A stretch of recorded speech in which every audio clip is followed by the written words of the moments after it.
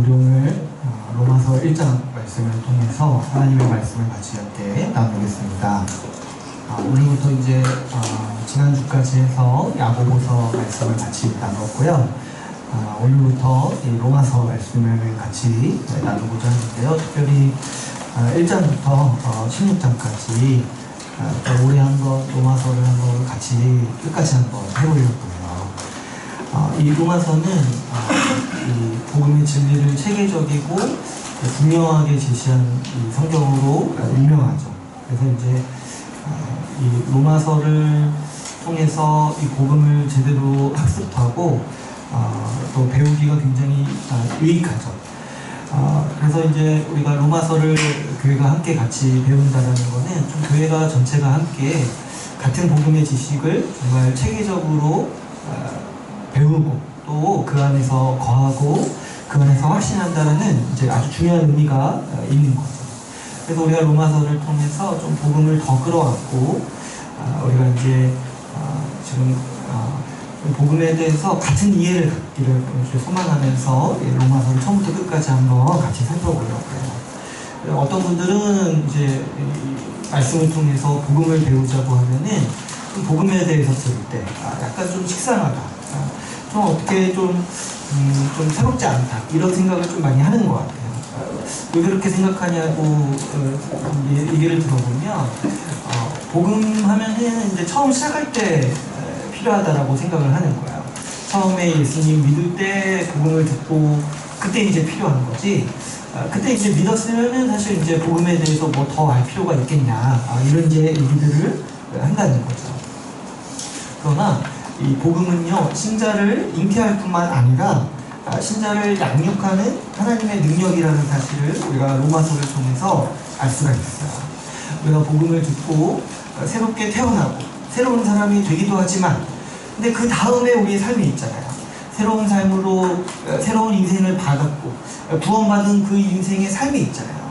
근데 그 인생의 삶을 어떻게 살아갈 것이냐, 그 삶의 원리가 다 이 복음에 나타나 있다는 거죠.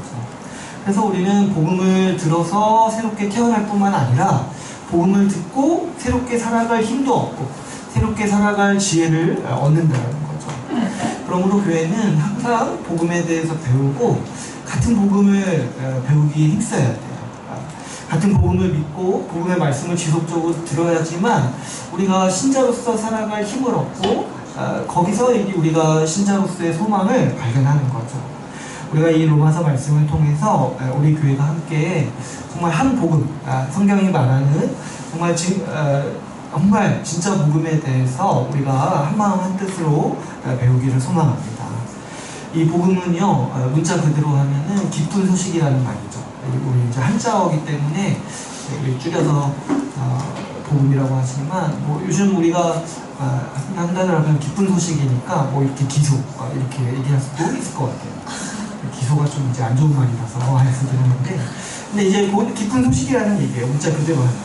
그래서 이제 영어로도 이제 굿뉴스라고 하는 거죠. 오늘 본문 말씀을 보면은 2절에서 보시면 이 복음이 무엇인지에 대해서 설명할 때 이제 어떻게 설명을 합니까?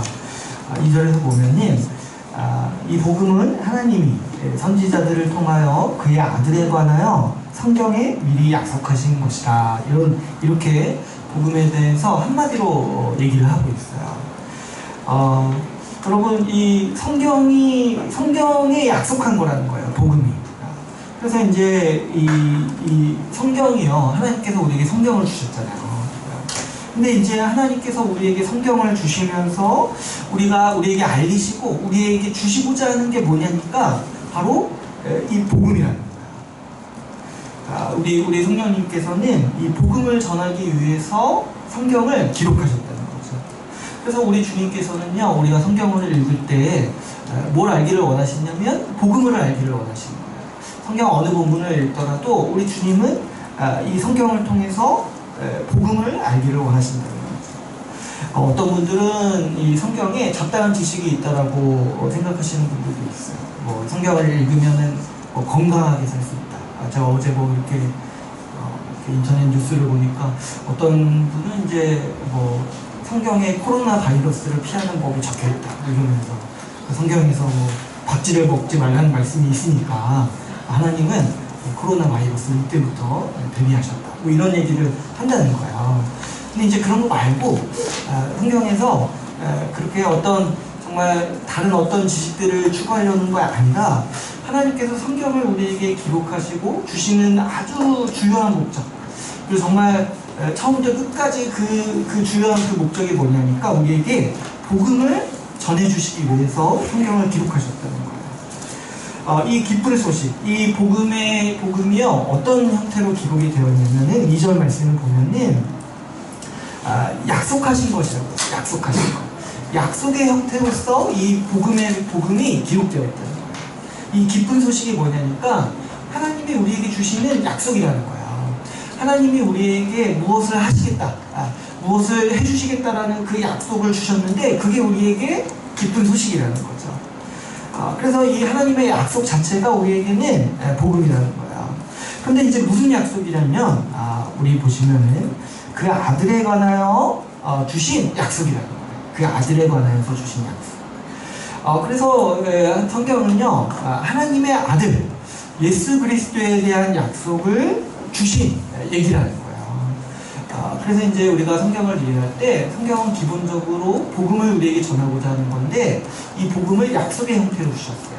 근데 이제 구체적으로 어떤 약속이냐 했을 때 하나님의 아들에 관한 약속이라는 거예요. 더 구체적으로 하면은 하나님의 아들을 우리에게 주시겠다라는 그 약속이 이 성경에 담겨 있다는 거죠. 특별히 여기서 말하는 성경은요, 이 구약 성경을 가리키는 말씀이죠. 그래서 이제 로마서 1장에서 2절에서 이제 성경에서 기록되었다 이 얘기할 때는 이제 구약 성경을 얘기하는 건데, 그럼 구약 성경은 어떤 책이겠습니까? 구약 성경은 하나님께서 그분의 아들을 주시겠다라는 약속을 담은 책이라는 거예요. 이게 우리에게 기쁜 소식이고 복음이라는 거죠. 이 약속, 하나님께서 그분의 아들을 우리에게 주시겠다는 거죠. 그럼 신약은 어떤 책이겠습니까? 신약은 지금 이제 이 로마서가 쓰고 있는 이 이야기들이 신약이잖아요. 지금 사도 바울이 이 구약 성경에서 그 아들에 관한 약속을 얘기하는 이유가 뭐겠어요? 그 아들에 관한 약속이 지금 이 신약 시대에 성취되었다.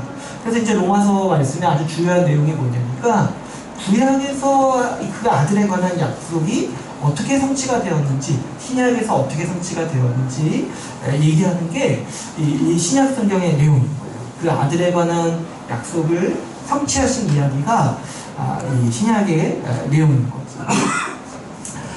그래서 이 로마서 말씀은 이 성경의 이 약속이 어떻게 성취되었는지를 기록하고 있는 말씀이라고 볼 수 있습니다. 그게 바로 하나님의 그 약속이 바로 복음의 소식이라는 거예요. 그래서 그 약속에 대해서 얘기할 때 그의 아들에 관하여서 말하면 이렇게 시작을 하는 거예요. 3절에서 그의 아들에 관하여 말하면 처음에 어떻게 얘기를 합니까? 육신으로는 다윗의 혈통에서 나셨고 이런 표현을 쓰는 거예요. 지금 이제 사도 바울은 3절에서 어떤 얘기를 하는 거냐면 지금 이제 복음은 그 아들에 관한 약속인데 구약에서 그게 약속되었다고 했어요. 그래서 이제 사도 바울이 지금 하고자 하는 얘기가 뭐냐면 3절에서 구약 전체를 지금 한 문장으로 요약한다는 거예요. 그게 뭐예요? 예수 그리스도가 다윗의 혈통으로 나셨다는 거예요. 다윗의 혈통으로. 이게 이제 그냥 읽게 되면은 그냥 뭐 예수님이 다윗의 그 혈통에서 오셨다 이렇게 이제 넘어갈 수 있지만 우리가 이제 구약을 알고 이 구절을 이제 보게 되면은 사실 이 구절은 구약의 모든 약속을 요약해서 지금 한 구절로 표현을 하는 거예요. 하나님께서 우리에게 구원자, 우리에게 이 구약의 언어로 하면은 이제 메시아, 메시아는 이제 헬라어로 이 히브리어로 구원자를 뜻하는 말이고, 이 신약의 이제 헬라어로 얘기하면 이제 그리스도라는 얘기죠. 근데 이제 다 구원자라는 얘기죠. 예수님을 우리에게 구원자로 주시겠다, 메시아를 주시겠다, 그리스도를 주시겠다. 이 약속을 지금 성취하셨다라는 얘기를 지금 이 3절에서 하고 있는 거예요. 그러면 이 구약에서 이 구약 전체가 그 아들에 대한 약속인데 그 아들에 대한 약속이 어디 나오는가 살펴볼 때 우리가 좀 차근차근 몇 가지 말씀을 좀 살펴보려고요. 하나님께서 그 아들을 우리의 구원자로 보내시겠다라는 약속이 처음 나오는 성경은 창세기 3장 15절이에요. 우리가 많이 아시다시피 창세기 3장 15절 말씀은 이렇게 기록되어 있죠. 내가 너로 여자와 원수가 되게 하고 내 후손도 여자의 후손과 원수가 되게 하리니 여자의 후손은 내 머리를 상하게 할 것이요 너는 그의 발꿈치를 상하게 할 것이니라 하시고, 지금 하나님께서는 이 세상을 만드시고 하나님 나라를 세우셨어요. 그런데 이 아담의 범죄로 인해서 그 하나님 나라가 무너질 위기에 처해진 거죠. 그랬을 때 하나님께서는 이 나라를 회복시키겠다라는 약속을 주시면서 한 사람을 통해서 그 일을 하시겠다라고 약속을 주시는 거예요. 그게 누구냐니까 여자의 후손을 보내주십니다. 여자의 후손을 통해서 이 하나님 나라를 회복시키시고 이 창조 세계를 완성하시겠다라는 약속을 이 창세기에서 주시는 거예요. 지금 이 약속 한마디 때문에 구약 전체가 시작되고 있는 거예요. 하나님께서 이 여자의 후손을 통해서 세상을 구원하시겠다, 구원자를 보내시겠다, 이 약속을 주시는 거예요. 그래서 이제 아담은 이제 성경에 이렇게 구체적으로 나오지 않지만 항상 이 하와가, 아담의 아내인 하와가 애 낳기만을 항상 기대하면서 살았어요. 왜 그래요? 하나님께서 여자의 후손을 통해서 세상을 구원하시겠다라고 약속하셨습니다. 근데 이제 아담도 그렇고 그 뒤에 이제 수많은 사람들이 태어났는데, 이게 문제가 뭐냐니까 여자의 후손이 너무 많은 거예요.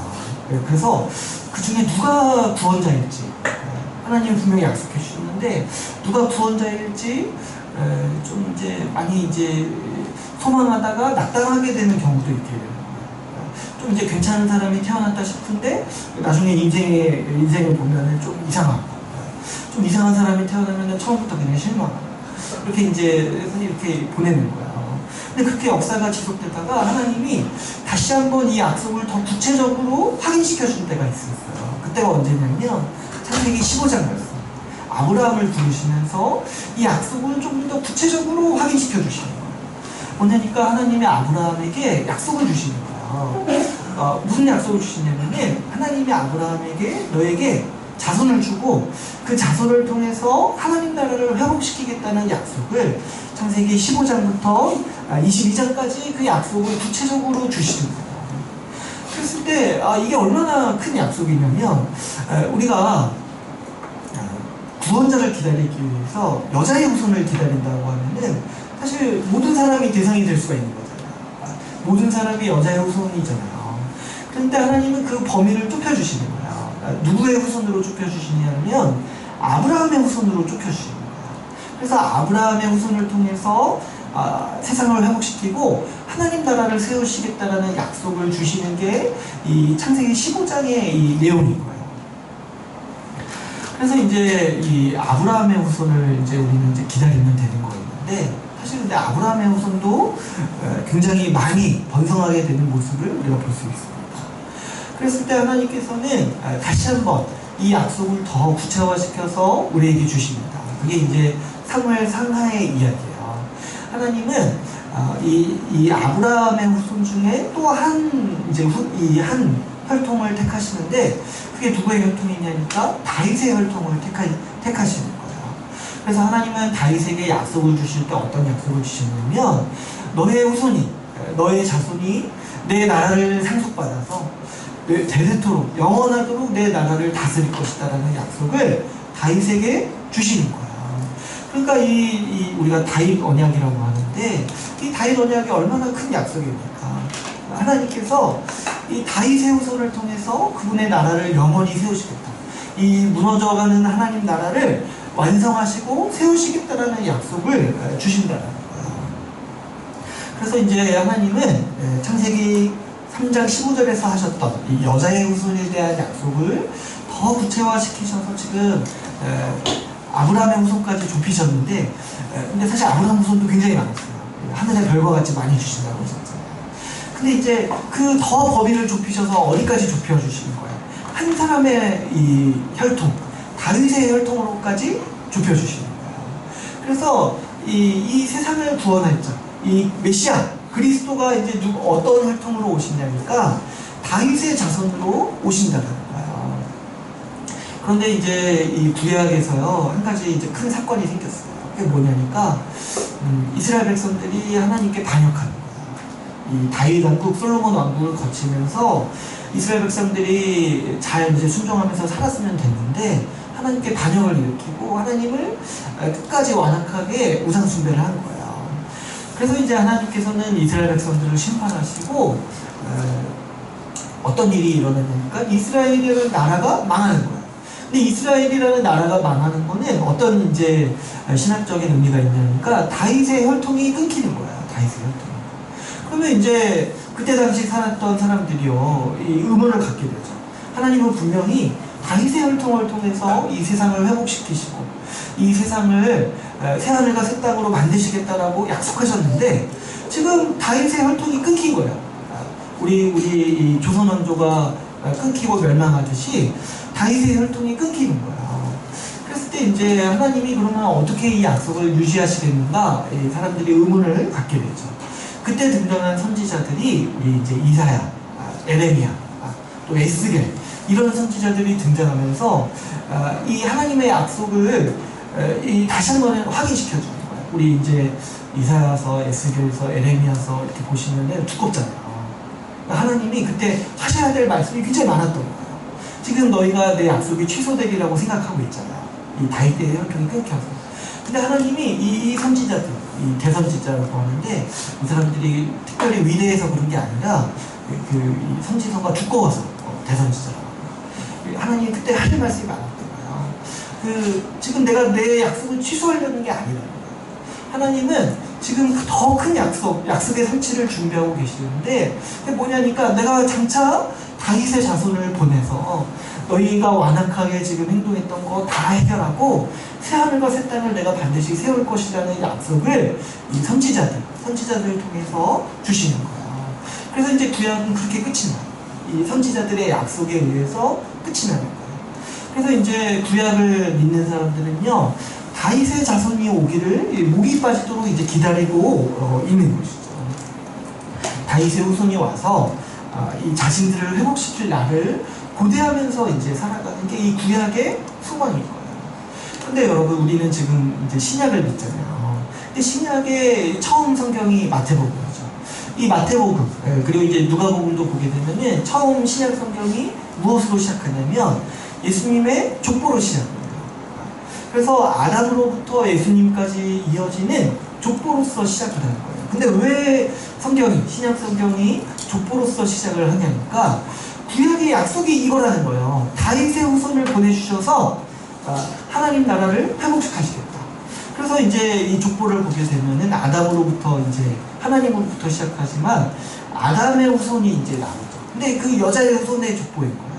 근데 그 여자의 후손의 족보 중에 아브라함의 이 후손이 나오고, 그리고 그 족보가 더 좁혀져서 다윗 계통의 후손들이 이제 나오는데, 그 끝이 바로 누구냐니까 예수 그리스도로서 제시하고 있는 거예요.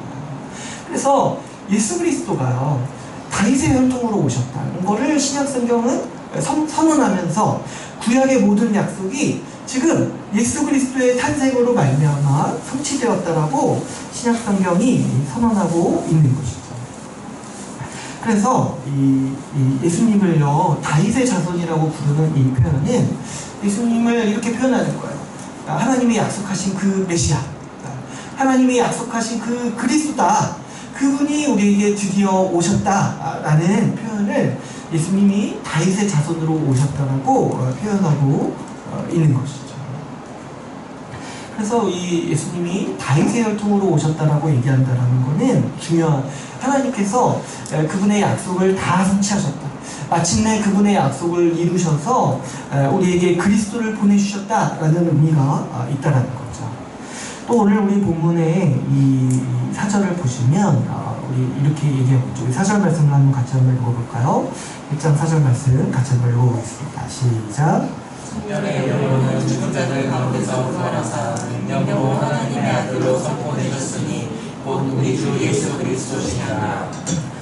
이 예수 그리스도께서 오셔서 하신 일의 핵심이 뭐냐면은 우리의 죄를 대신하여서 죽으시고 또 부활하신 거예요. 근데 사실 이제 이 예수께서 죽으시고 부활하신 이거에 대한 얘기는 이제 로마서에서 아주 자세히 1장부터 8장까지 아주 자세히 다루고 있어요. 근데 이제 여기서 이제 강조하고자 하는 바, 오늘 말씀 4절에서 강조하고자 하는 바는 뭐냐면 이 능력으로 하나님의 아들로 선포되셨다는 거예요. 근데 이제 이 표현은 이제 굉장히 특이한 표현이라고 볼 수가 있어요. 왜 그렇습니까? 하나님의 아들로 이때 선포되셨다라고 하면 사람들은 어떤 생각을 할 수가 있어요? 하나님의 아들로 그러면 이때 인정받으셨는가? 왜냐하면 이때 선포되셨다라고 하니까 죽으시고 부활하신 다음에 하나님의 아들로 선포되셨다라고 하니까 그러면은 원래 아들이 아니었는데 우리가 이런 생각을 안 하지만 원래 아들이 아니었는데 이때 선포됐나? 이런 좀 오해를 가질 수가 있어요. 그런데 이제 그런 오해를 굳이 할 필요가 없는 게 지금 2절 말씀에 보면은 예수 그리스도가 원래부터 하나님의 아들이었다라고 얘기를 하고 있잖아요. 근데 왜 여기 4절에서는 하나님의 아들로 선포되었다라고 이때 특별히 죽으시고 부활하셨을 때 하나님의 아들로 선포되었다라고 표현하고 있냐는 거예요. 그랬을 때 이제 하나님의 아들이 어떤 뜻인지를 알아야 돼요. 하나님의 아들. 아까 이 다윗의 혈통도 구약을 이해해야지만 그 의미를 좀 정확히 알 수 있었죠. 근데 이 하나님의 아들이라는 이 호칭도 사실 구약을 이해할 때 이게 어떤 의미인지를 조금 더 우리가 본격적으로 이해할 수가 있는 거죠. 이 하나님의 아들은요, 이 하나님의 보좌에 앉아서 통치하는 왕, 하나님이 세우신 왕을 가리키는 이 구약적인 표현인 거예요. 그래서 시편 2편을 우리가 보게 되면은 하나님께서는요, 그분의 아들에게 만물을 다스리시는 권세를 주십니다. 우리 이 시편 2편 중요하니까 같이 한번 볼까요? 우리 시편 2편에서 2편 1절에서 8절 말씀을 우리 같이 한번 읽어볼게요. 제 성경책으로는 이제 805페이지인데요. 시편 2편 1절에서 8절 말씀. 왜 하나님의 아들이 왕인가? 이걸 이해할 때 시편 2편을 떠올리시면 우리가 이해하기가 굉장히 쉽습니다. 우리 1절부터 8절까지 말씀을 같이 한번 읽어보겠습니다. 시작. 자녀들이 분노하며 민족들이 헛된 일을 꾸미는가? 세상의 군왕들이 나서며 관원들이 서로 꾀하여 여호와와 그의 길을 구원받은 자를 대적하며 우리가 그들의 내 것을 끊고 그의 결박을 벗어버리자 하는도다. 하늘에 계시니가 웃으시며 주께서 그들을 비웃으시리로다. 그때 본을 바라며 징조하사 그들을 놀라게 하여 이르시기를 내가 나의 왕을 내 거룩한 산 시온에 세웠다 하시기로다. 내가 여호와의 명령을 전하노라. 여호와께서 내게 이르시되 너는 내 아들이라. 오늘 내가 너를 낳았도다. 내게 일구하라. 내가 이런 나라를 내 유업으로 주이니 내 구슬과 땅끝까지 이르리로다. 저는 이 시편 2편 말씀은요, 이 하나님께서 구속사를 진행하시는 큰 그림을 아주 장엄하게 그리고 있는 시편입니다. 지금 상황은 어떠합니까? 하나님을 대적하는 무리들이 있어요. 그래서 우리의 멍에를 끊어버리고 우리가 하나님 없이 마음대로 살아보자. 그죠? 우리 아담이 행했던 범죄와 그와 같은 거죠. 하나님 앞에 하나님의 통치를 벗어나서 그 멍에라고 표현하는데 그 족쇄를 풀어버리고 내 마음대로 내가 왕이 돼서 내가 한번 내 뜻대로 살아보자. 이렇게 이제 주장했던 사람들이 있는 거예요. 그래서 하나님을 대적하면서 좀 내 마음대로 살아보자. 이런 주장들을 하는 사람들이 있는 거죠. 그런데 이제 4절에서 어떻게 얘기합니까? 4절에서 하나님께서 그걸 보시고 어떻게 얘기하는 거예요? 비웃으신다. 아무리 큰 대적, 여러분 아무리 큰 정말 적대 세력이 있더라도요, 그걸 너무 크게 볼 필요가 없어요. 하나님께서요, 하늘에서 그걸 보시고 비웃으신다는 거예요. 그냥 웃으신다는 거예요. 아이고, 웃으신다는 거예요. 왜 그러시냐니까, 하나님은 그 사람들, 그 적대 세력들, 하나님을 대적하려는 그 세력들을 무찌르시고 심판하실 계획을 다 세워주셨다는 거예요. 그게 뭐냐니까, 그분의 통치를 수행할 사람, 왕을 하나님께서 세우신다는 거야. 근데 7절 말씀해 보시면 그 왕은 어떤 사람입니까? 너는 내 아들이다. 내가 너를 낳았도다 이렇게 표현했어요. 하나님은 그분의 아들을 하나님 나라의 왕으로서 세우실 계획을 이미 다 세우셨다는 거예요. 그래서 이제 이 너는 내 아들이라 이거 찬양도 있는데 이건 이제 축복하면서 부르지 말라고 했어요. 이거 이제 예수님에 대한 얘기라고 했어요.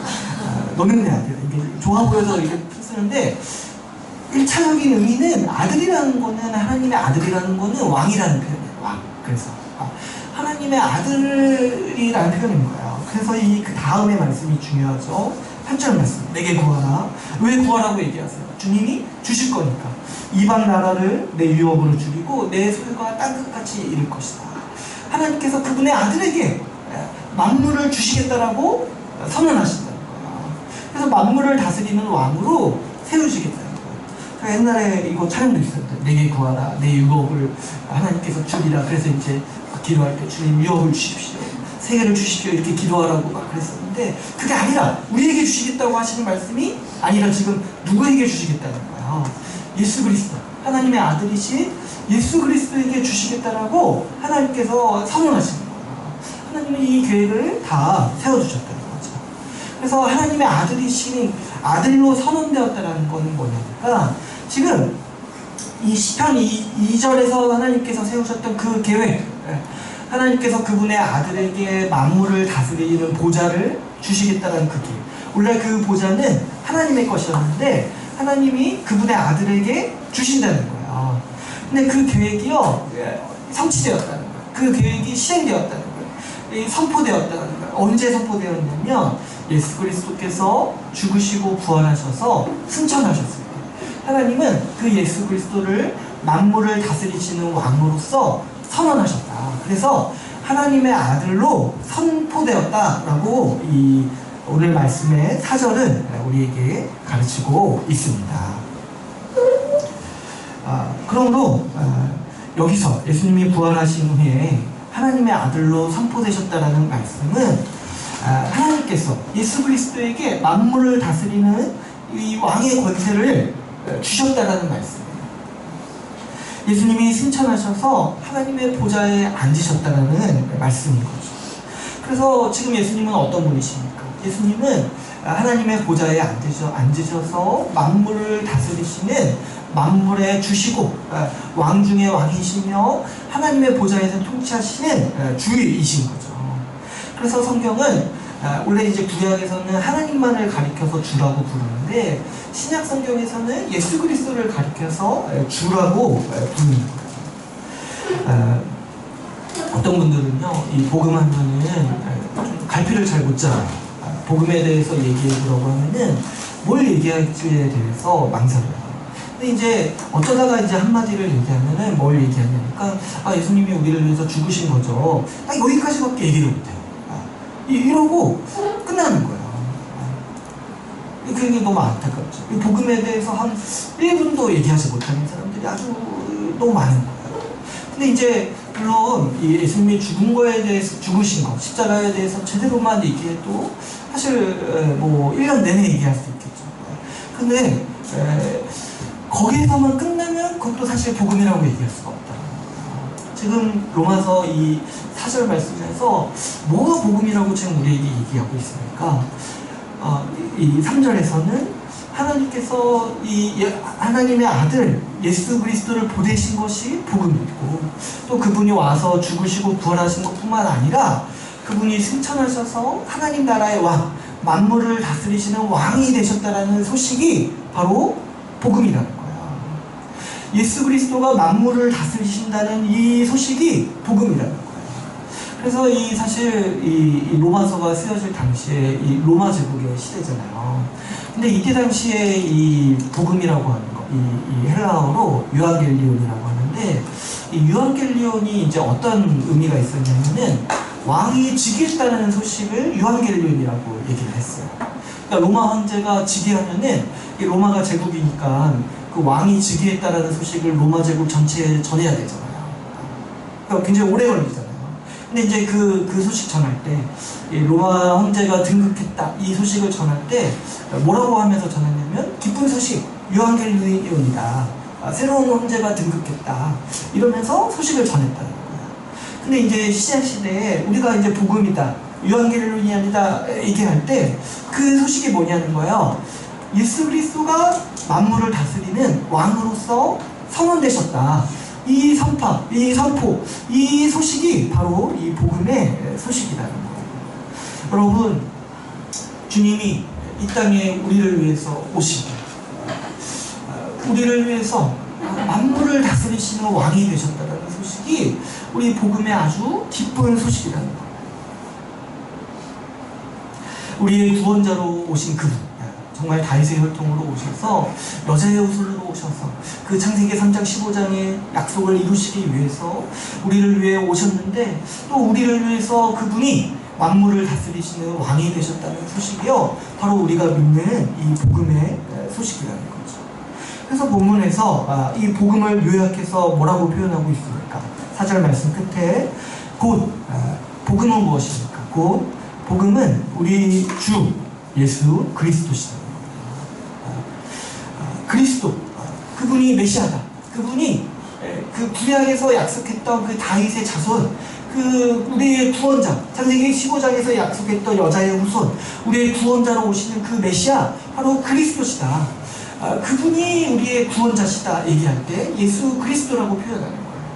그리고 그분이 우리를 다스리시고 만물을 다스리시는 왕이 되셨다라고 했을 때 주 예수라고 얘기합니다. 주 예수. 그래서 이 복음의 핵심을 가리켜서 이 예수님의 이름으로 표현을 하고 있는 거예요. 우리의 주시고 우리의 그리스도신 예수님이시다. 바로 그분이 우리의 주시고 그리스도라는 소식이 이 복음의 소식이라는 것이죠. 여러분, 이게 바로 이 오늘 로마서 말씀에서 복음을 정말 한 단어로 요약해서 우리에게 들려주고 있는 이 복음의 핵심입니다. 예수 그리스도, 하나님께서 우리에게 주고자 하시는 이 메시지가요, 뭐냐니까 예수 그리스도라는 거예요. 예수 그리스도. 예수 그리스도를 우리에게 그리스도, 구원자로 주셨다. 예수 그리스도를 우리에게 왕으로 주셨다라는 것이 우리의 기쁜 소식이고 우리의 복음이라는 거예요. 여러분, 왜 이것이 우리에게 기쁜 소식입니까? 왜 그리스도가, 예수님이 그리스도라는 소식이 우리에게 기쁜 소식입니까? 여러분, 우리가 구약 성경을 읽고 또 신약 성경을 볼 때요, 이 하나님께서요, 이 그리스도를 주시기 위해서 인간의 역사를 진행해 오셨다는 것을 우리가 볼 수가 있어요. 여러분, 하나님은요, 여자의 후손, 그분의 아들을 주시겠다라는 약속을 창세기 3장 15절에 하신 거예요. 그런데 그 다음부터 그러면 인류의 역사가 이렇게 진행되어 오잖아요. 그리고 2000년 전에 마침내 예수 그리스도를 보내주시잖아요. 근데 그때까지 이 역사를 진행하신 목적과 이유가 뭐냐니까 이 예수 그리스도를 주시기 위해서 준비해 오신 거예요. 그리스도에 대해서 가르치고 이 예수 그리스도가 오셔서 어떤 일을 하실 건지에 대해서 구약의 상징과 구약의 제사와 구약의 율법을 통해서 미리 가르쳐 주시고 또 미리 학습시켜 주시고 미리 준비시켜 주시는 게 이 구약의 역사라는 거예요. 그래서 이 구약을 볼 때마다 우리는 예수 그리스도가 얼마나 크신 분인지, 우리가 얼마나 그분을 고대할 수밖에 없는지를 보게 된다는 거죠. 여러분, 그랬을 때 우리 하나님의 마음을 한번 생각해 보세요. 하나님께서 3장 15절에 그 여자의 후손을 주시겠다고 약속하시고 주시기까지 얼마나 많은 일들을 행하셨는지 구약을 한번 읽어보세요. 구약. 우리 이제 약간 이제 홍보, 우리 이제 금요 모임 때 구속사일 때 다룰 거예요. 구약을 한번 보시면 우리 주님이요, 그리스도를 주시기 위해서 얼마나 많은 일들을 준비하셨는가. 그랬을 때 우리 주님의 마음이 어떤 거냐니까 정말 그리스도를 주시고 싶으셔서 우리를 준비시켜 주시고, 여러분, 그 누군가한테 선물을 주려고 정말 정성껏 선물을 주려고 준비해 보신 적이 한 번 있으세요?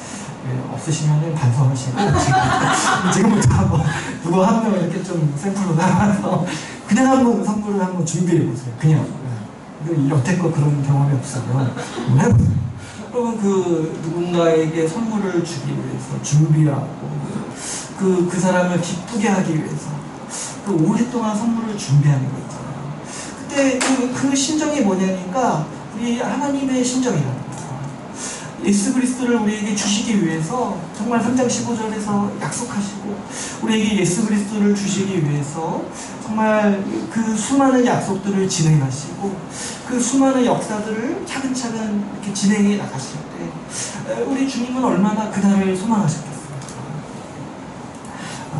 그리고 주님은 마침내 우리에게 예수 그리스도를 주셨고 또 우리가 그리스도를 소유할 수 있도록 우리 인생을 기다리시고 우리 인생을 참으시다가 우리를 불러주셔서 예수 그리스도에 대해서 듣게 하시고 그리스도를 붙잡게 하신 게 우리 주님께서 정말 간절히 원하시는 소망이시고 우리 주님의 간절한 계획이십니다.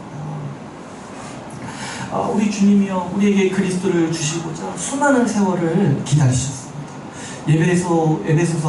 에베소서에서는 창세 전부터 기다리셨다고 했어요. 창세 전. 이에 하나님의 계획의 스케일을요 감히 상상이나 할 수 있겠습니까? 오늘 우리가 예수 믿으면서 사는 거 있잖아요. 우리가 지금 예수 그리스도를 붙잡고 사는 거 있잖아요. 그 계획이 처음에 어디서부터 시작됐냐니까 하나님께서 창세 전에 계획하셨다는 거예요. 창세 전에 그리스도를 우리에게 주시고 그리스도를 우리에게 주시고 그 하나님의 그 생각과 그 깊이를 우리가 어떻게 다 해야 될 수 있겠습니까? 우리가 태어나기 전부터 우리에게 그리스도를 주시려고 하나님은 인류의 역사를 진행하셨어요. 근데 우리가 태어났을 때 우리를 잊지 않으시고 우리 1980년도 70년도 60년도 태어났을 때 우리를 잊지 않으시고 우리를 그리스도께로 불러주신 게 하나님께서 우리를 향한 계획이시고 우리를 향한 우리가 정말 깊이를 알 수 없는 정말 그 생각을 알 수 없는 하나님의 사랑의 깊이인 거죠. 우리가 살아가면서요 내 인생에 뭐가 힘들고 뭐가 좀 없고 있고 이런 게 사실 굉장히 무의미할 때가 있어요. 왜 그러냐니까 하나님은 창세전부터 우리에게 그리스도를 주시기 위해서 계획하셨는데 내가 내 인생 조금 안 풀리는 거 가지고 내 인생 좀 이렇게 복이 없다 이렇게 얘기한다는 게 굉장히 그 하나님의 역사를 이제 모르는 태도인 거죠. 여러분 우리 예수 그리스도가요 하나님이 우리에게 주시려는 최고의 선물이고 하나님이 우리에게 주시려는 최고의 복락이에요. 하나님이 우리에게 복 주시기를 원하신다 하셨을 때 그 복의 최고가 뭐냐니까 바로 이 예수 그리스도. 하나님은 우리에게 예수 그리스도를 주시기를 원하십니다. 왜 예수 그리스도가 우리의 최고의 복입니까? 우리는 그리스도를 통해서 죄사함의 은혜를 누리죠. 우리 죄가요 우리 인생을 망치는 병이에요. 병. 우리 지난 시간에 나왔던 것처럼 병이 우리 인생을 갉아먹듯이 죄는요 그보다 더 심각하게 우리 인생을 좀먹고 파괴시킵니다. 그런데 그리스도를 통해서 이 죄의 문제를 해결하신 게 우리 주님이 주시는 복인 거죠. 그뿐만 아니죠. 우리 주님은요 우리 예수 그리스도는 우리가 의롭게 살 수 있는 원동력을 우리에게 주십니다. 우리가 죄를 이기고 거룩하게 살아갈 수 있는 힘을 그리스도를 통해서 날마다 공급하시죠. 그뿐만이 아니죠. 그리스도를 통해서 우리는 하나님과 화목을 누립니다. 여러분 우리가 그리스도를 믿을 때 하나님이 우리를 사랑하신다는 것을 분명히 확신할 수 있어요. 하나님이 나를 저주하지 않으시고 하나님이 나를 고깝게 보지 않으시고 하나님이 나를 미워하지 않으시고 하나님이 나를 싫어하지 않으신다는 걸 왜 확신할 수 있냐니까 내가 그리스도를 소유하고 있기 때문에 확신할 수 있다. 우리가 그리스도 안에 있을 때 우리 안에 정말 있는 자유가 뭐냐니까 하나님이 우리를 예뻐하신다는 거야. 내가 무엇을 하든 내가 어떤 사람이든 간에 상관없이 하나님이 나를 기뻐하시고 예뻐하신다는 게 우리가 그리스도 안에서 얻는 자유고 우리가 그리스도 안에서 누리는 복입니다. 뿐만 아니죠. 그리스도는 우리에게 화평을 줍니다. 그리스도 안에서 우리는 형제와 화목하게 되고 형제와 사랑의 관계를 누리면서 살아갈 수 있는 힘과 능력을 얻을 수가 있는 것이죠. 그뿐만 아니죠. 우리가 그리스도 안에 있을 때 우리는 미래를 소망할 수 있어요. 여러분 이제 곧 종말이고 이제 곧 세상의 끝이 오고 새로운 시대가 옵니다. 그랬을 때 누가 그 미래를 기쁨으로 맞이할 수 있겠습니까? 바로 그리스도를 소유한 사람만이 미래의 소망이 있는 거예요. 그 그리스도를 소유한 사람은 미래에 정말 소망할 것이 있고 미래에 정말 기대할 것이 있는 거예요. 왜냐? 그리스도께서 다시 오셔서 우리에게 새하늘과 새 땅을 주실 거기 때문에 그렇죠. 여러분 이렇게 저는 아직 그런 경험이 없지만 이렇게 분양권 이렇게 당첨되어 본 적 있으세요? 이렇게 아파트 천만 이런 거 당첨되어 본 적 있어요? 저는 없어가지고 기분을 잘 모르겠는데 한번 당첨되었다고 생각해보세요. 저는 이제 상상만 하는 거예요.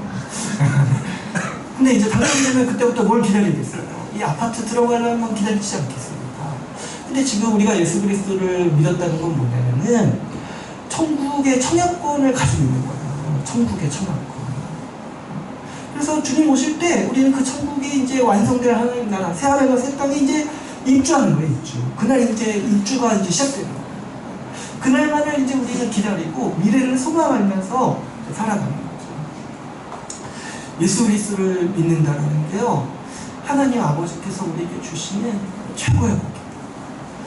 예수 그리스도를 믿는다면요, 우리는 이미 하늘에 속한 최고의 모든 복락을 다 누리고 있다라고 말할 수가 있습니다. 그러므로 예수 그리스도를 믿는 인생은요, 그 자체로 성공한 인생이라고 말할 수 있어요. 지금 뭐 세상의 기준으로 보기에는 조금 초라할 수 있어요. 뭐 이렇게 돈 조금 더 적게 벌고 좀 약간 못 살고 좀 약간 차도 약간 후지고 그럴 수 있어요. 그 사람들이 보기에는 좀 못 사는 것처럼 보일 수 있어요. 그리고 뭐 이렇게 내내 염려하는 게 뭐 내일 뭐 먹고 살까 뭐 이런 거 염려하는 게 우리 어떤 좀 듬색해 보일 수 있어요. 근데요, 그렇지 말고 하늘의 입장에서 보면은 우리는 예수 그리스도를 소유했다면 이미 성공한 인생. 왜 그렇습니까? 새 하늘과 새 땅의 청약권을 가지고 있잖아요. 지금 하늘의 모든 복락을 다 누리고 있잖아요. 지금 하나님께서 창세기 3장 15절에 약속하셨던 그 여자의 후손을 내가 소유하고 그 복에 동참하고 있잖아요. 하나님께서 주시려는 최고의 복을 내가 지금 가지고 있잖아요. 그것만큼 성공한 인생이 어디 있습니까? 예수 그리스도를 이미 믿었다라면 사실 인생에 뭐 더 이를 목표는 없어요. 그보다 더 큰 성취를 우리가 더 바랄 수가 없는 거죠. 여러분, 예수 그리스도를 믿었다라면 날마다 거울을 보고 외치세요. 난 이미 성공했다. 난 이미 성공한 인생이고 더 인생에서 이룰 게 없는 거예요. 우리 주님께서 주시려는 최고의 복을 소유했는데 뭐가 그렇게 다른 게 성공이라고 얘기할 수가 있겠습니까? 뿐만 아니라 이 복음은요, 우리의 구세주이신 이 그리스도가 우리의 왕, 우리의 주라고 우리에게 말하고 있습니다. 여러분, 우리의 그리스도가요, 우리의 왕이 되신다는 사실이요, 우리 신자에게는 큰 위로요, 우리가 살아갈 원동력을 줍니다. 요즘 이제 이렇게 보면은 선거 때잖아요. 선거 때 4월에 이제 총선이죠. 근데 이제 선거 때가 되면은 사람들이 이제 아주 예민해져요. 그래서 이제 자기가 지지하는 사람이 권력을 얻도록 하게 하기 위해서 아주 예민해지는 걸 보여요. 근데 왜 그러냐니까, 가만 보면 왜 그러냐니까, 자기가 지지하는 사람이 권력을 얻지 못하면 사람들이 스트레스를 받는 거예요. 그죠? 이게 괴로운 거예요. 자기가 싫어하는 사람이 저기 시장, 국회의원, 저기 대통령이 되는 게 정말 끔찍하기 싫은 거예요. 그래서 사람들이 전부 다 원하는 게 뭐냐면, 자기가 좋아하는 사람, 바꿔 말하면 뭐예요? 자기에게 유익이 되는 사람이 권력을 얻게 하기 위해서 이 고군분투하는 게 이제 이 선거철의 이제 이 양상인 거죠.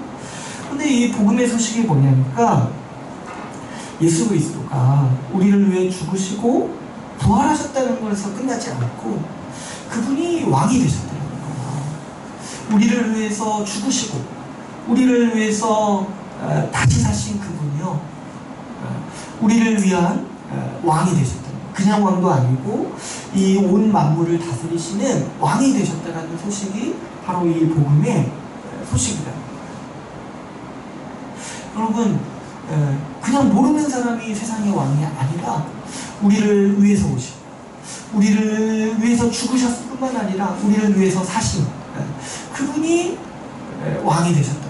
그래서 그 하나님 나라 보좌 우편에서 우리를 위해서, 우리 교회를 위해서 지금 다스리고 계신다는 사실이 우리 신자에게 항상 큰 복이고 위로가 되는 이 복음의 소식이라는 거죠. 여러분, 우리는 항상 예수 그리스도를 의지하면서 살아갈 수 있어요. 그랬을 때 예수 그리스도가요, 그저 이렇게 그냥 내 마음속에서 그냥 웃고 계시는 분이 아니라는 거예요. 그분은요, 하늘 보좌에서 만물을 통치하고 계세요. 그래서 이 성경에서 예수 그리스도의 이 외모를 묘사하는 구절이 몇 개가 있는데 보면은 굉장히 무섭게 그려요.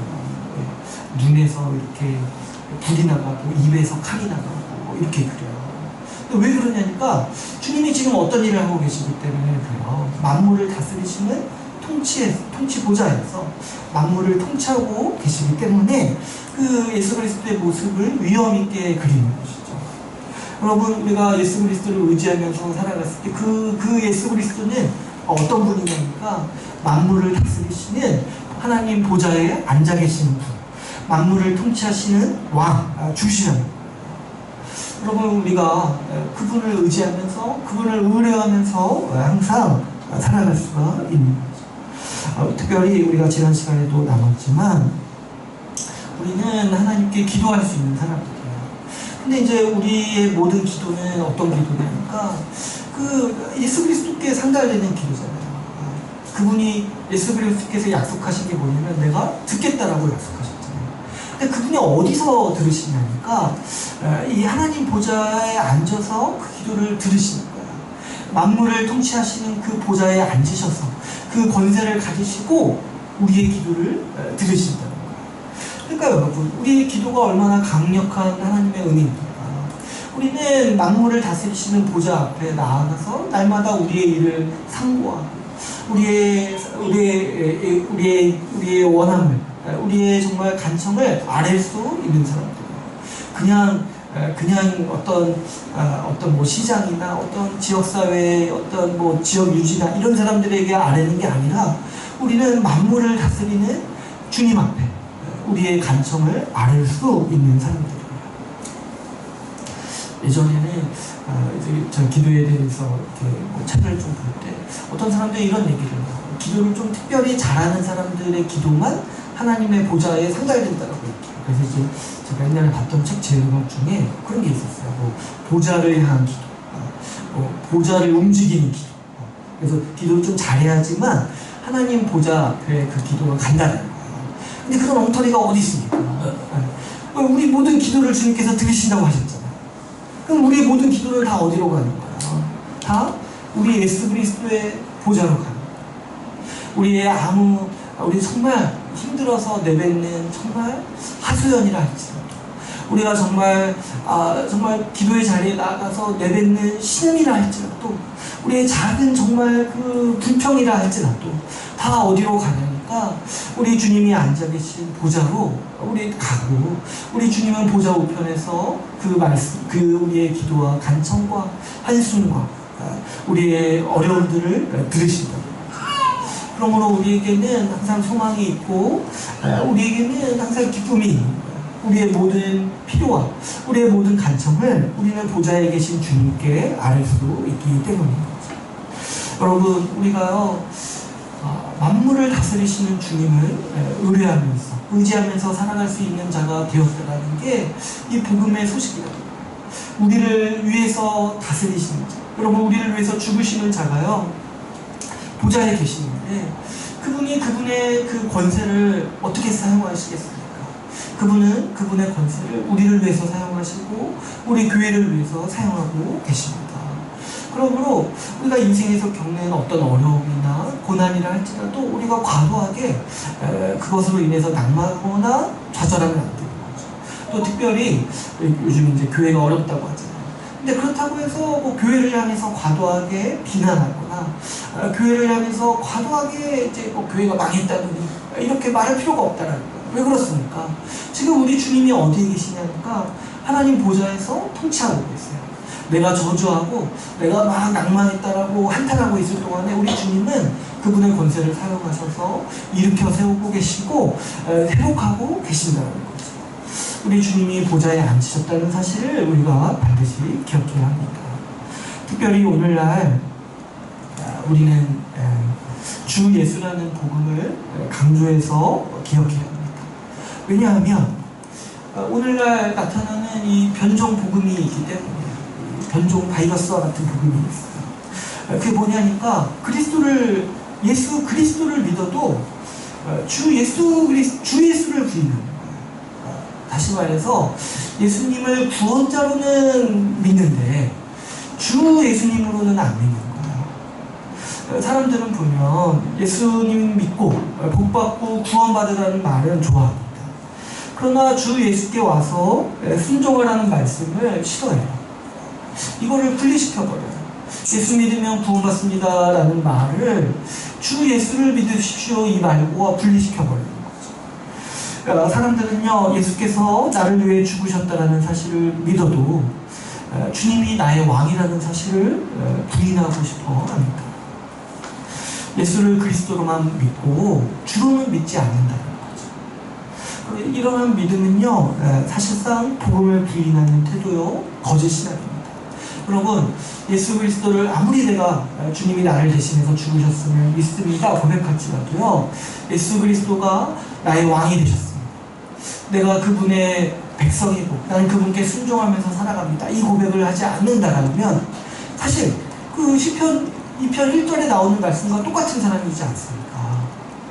하나님을 대적하고 하나님의 권세에 대적하고 내가 하나님을 떠나서 내 뜻대로 살아보겠다, 그렇게 하나님에 대한 반역을 모의했던 그 사람들과 똑같은 사람들 있잖아요.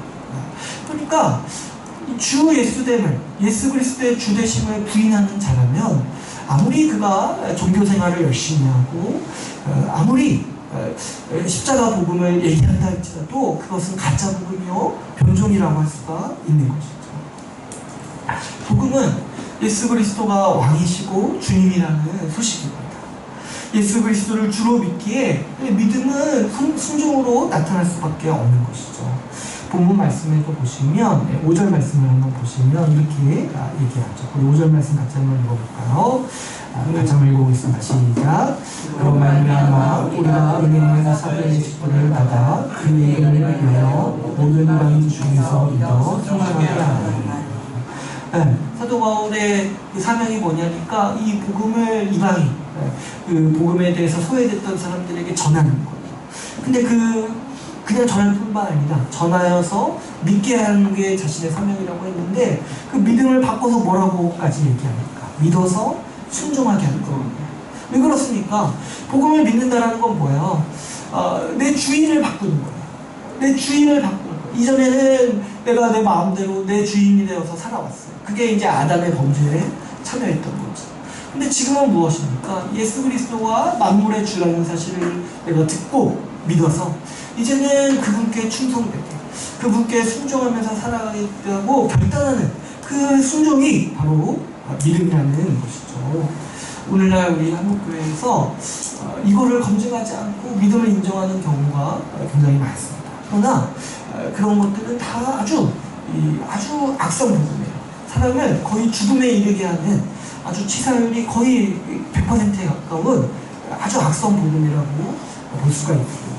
우리는 여기에 대해서 절대로 섞지 말고 정말 완전한 복음이라는 건 무엇이냐, 그러니까 주 예수 그리스도를 믿는 거예요. 예수를 그리스도로만 얘기하는 것이 아니라 주 예수 그리스도를 믿어서 살아가는 것이 우리가 고백하는 복음의 모습인 것이죠. 여러분, 우리는 하나님 나라라는 왕국에서 사는 사람들이에요. 예수 그리스도를 왕으로서 섬기면서 사는 사람들이라는 거죠. 우리는 주님으로 인해서 복된 삶을 얻었습니다. 우리가 주님으로 인해서 살고 또 정말 이 왕이신 주를 섬기면서 살아가는 삶이 우리의 삶이라는 거예요. 여러분, 우리가요, 이 시민으로서는 민주주의에서 살고 있지만 우리의 믿음으로서는 왕정에서 살고 있다고 생각해요. 어떤 분이 왕이시냐니까 우리 예수 그리스도가 왕이라는 거예요. 그래서 우리 여러분 살아갈 때 주 예수 그리스도를 자주 생각하시는 거예요. 내가 주님이신 그리스도를 오늘도 믿으면서 살아간다는 걸 생각하셔야 돼요. 내가 그분께 의존하면서, 내가 그분을 의뢰하면서 왕이신 주님을 내가 의존하면서 살아갈 수 있는 것과 하나가 있고, 또 하나가 뭐가 있냐면 내가 우리 주님의 영광을 위해서 살아가는 사람이라는 거예요. 내 왕 되신 주님께 더욱더 충성하고 왕 되신 주님을 더욱더 위해서 살아가는 것이 우리 왕정에서 살아가는 우리의 모습이라는 것이죠. 우리가 주님의 은혜를 입어서 주님의 말씀에 순종하면서 살아가는 삶이 바로 우리가 주 예수 그리스도를 믿는 삶이요, 우리 신자와 이 교회의 삶이라고 할 수 있는 것이죠. 여러분, 우리가 우리의 왕을 항상 생각해 봅시다. 우리가 왕을 의지하고 또 왕께 충성된 삶을 살아가도록 힘써야 합니다. 이제 오늘 말씀을 맺겠습니다. 오늘 말씀을 요약하면 성경은 하나님의 아들에 관한 소식이요, 그 하나님의 아들은 우리 주 예수 그리스도라는 복음의 소식을 같이 나누었습니다. 여러분, 우리가 주 예수 그리스도라는 이 주님의 이름만 제대로 알아도 우리는 복음의 핵심을 이해할 수 있습니다. 누가 복음에 대해서 간단히 소개하기 위해서 우리가 주 예수 그리스도에 대해서 설명한다면 쉽게 이 사도 바울이 얘기했던 것처럼 쉽게 더 복음에 대해서 간략하게 제시할 수가 있겠죠. 여러분, 우리가 주 예수 그리스도를 믿는 사람이라는 것을 반드시 기억해야 합니다. 우리는 예수를 우리의 구원자로, 우리의 왕으로서 여기면서 살아가는 사람들입니다. 예수가 우리의 복의 원천이요, 예수가 우리 삶의 원리, 우리의 왕이 우리의 삶을 규정합니다. 우리의 왕이 우리의 삶을 지도하시고, 우리의 왕이 우리의 삶을 인도하십니다. 우리의 삶은요, 그리스도 안에서 은혜를 얻고 그리스도 안에서 순종하는 삶으로 요약할 수가 있는 것이죠. 여러분, 우리가 예수께 더 충성하고 예수를 중심으로 살아갑시다. 한마음 한뜻으로 이 복음에 더 깊이 뿌리내려서 우리 주 예수 그리스도를 충성되게 예배하는 우리 주의 나라 교회가 되기를 소망합시다. 오늘 말씀을 마치고 같이 기도하는 시간을 갖도록 하겠습니다. 우리 이 시간 같이 기도하실 때 들은 말씀을 가지고 같이 기도하면서 기도하기를 원합니다. 특별히 우리 교회를 위해서 우리 교회 안에 우리 모두가 예수 그리스도로 뿌리내릴 수 있게 우리가 예수 한 분, 예수 그리스도를 믿어서 모두가 동일한 복음을 고백하고 정말 이 동일한 복음을 믿고 고백하는 주 예수 그리스도, 정말 이 왜곡된 복음이 아니라 주 예수 그리스도를 믿고 살아가는 우리 주의 나라 교회가 되길 바라고 기도합시다. 또 이 시간 정말 우리 로마서 말씀을 소망하면서 우리가 로마서 말씀을 통해서 이 복음을 더욱더 깊이 읽고 피상적인 일에 그치는 것이 아니라 복음을 더욱더 체계적으로 깊이 있게